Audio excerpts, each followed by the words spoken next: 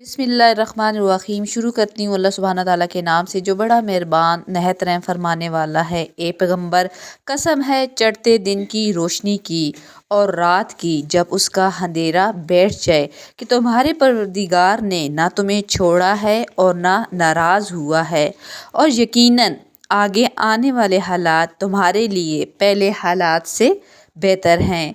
और यकीन जानो कि अनकरीब तुम्हारा परवरदिगार तुम्हें इतना देगा कि तुम खुश हो जाओगे। क्या उसने तुम्हें यतीम नहीं पाया फिर तुम्हें ठिकाना दिया, और तुम्हें रास्ते से नावाकिफ़ पाया तो रास्ता दिखाया, और तुम्हें नादार पाया तो गनी कर दिया।